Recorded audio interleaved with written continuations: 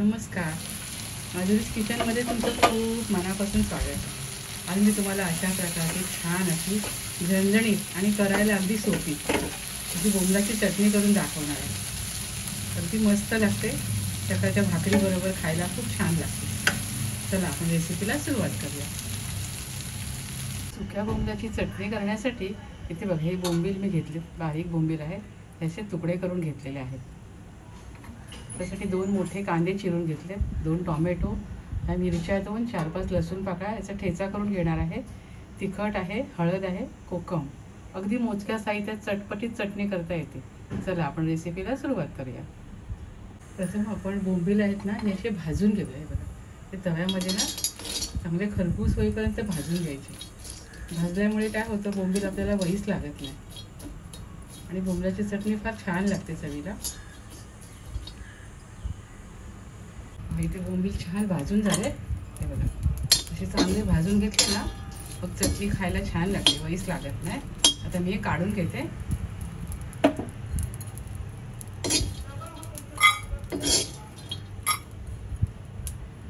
हे बोंबील मी असे पाण्यात एक 10 मिनिटाचे ठेवले आणि नंतर स्वच्छ धुवून घेणार आहे.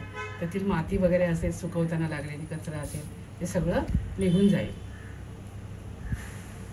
इथे पहा, बोंबील मी स्वच्छ धुवून त्याचे काटेही काढून घेतले, म्हणजे चटणी खाताना एकदम मस्त लागेल. एकदम स्वच्छ झालेत. आता आपण चटणी करायला घेऊया. सुक्या बोंबलाची चटणी करण्यासाठी इथे कढईमध्ये मी 3 चमचे तेल घेतले. तेलावर आपण लसूण घालूया. लसूण मी ठेचून घेतला.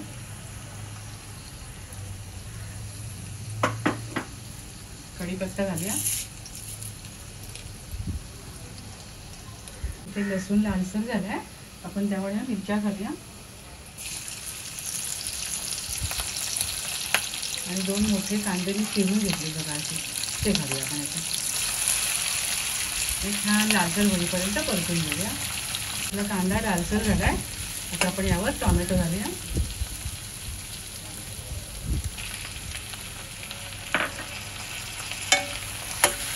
छान एकजीव होईपर्यंत आपण परतून घेऊया. हे कांदा टोमॅटो छान परतून झाले. आता आपण यावर बोंबील घालूया. तर बोंबील मी छान धुवून घेतले आणि काटेही काढून घेतले.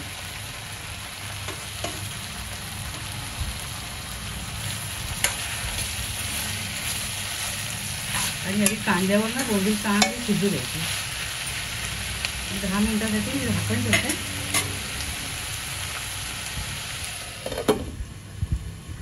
इथे बोंबील छान परतून झाले. आता आपण लाल तिखट आणि हळद घालूया. हा माझा घरचा मसाला आहे. त्यात गरम मसाले सगळं काही आहे, त्यामुळे वेगळा मसाला घालायची आपल्याला गरज नाही. आणि कोकम घालूया.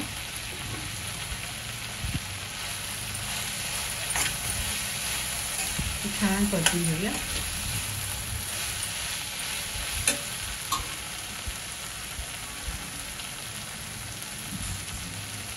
त्याच्यावर थोडंसं पाणी घालूया.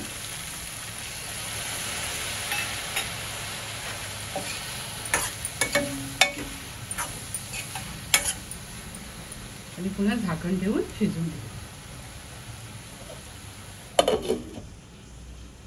आता चटणी आपली होत आली आहे. आपण यावर मीठ घालूया. बोंबलामध्ये मीठ असतं वाळवताना घातलेलं, त्यामुळे मीठ कमी घालायचं.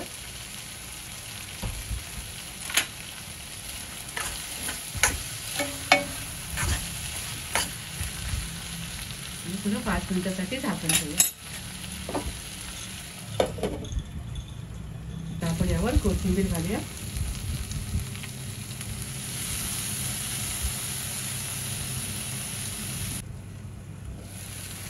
ही चटणी आता सर्विंगसाठी तयार आहे. एकदम चवीला भारी झाली.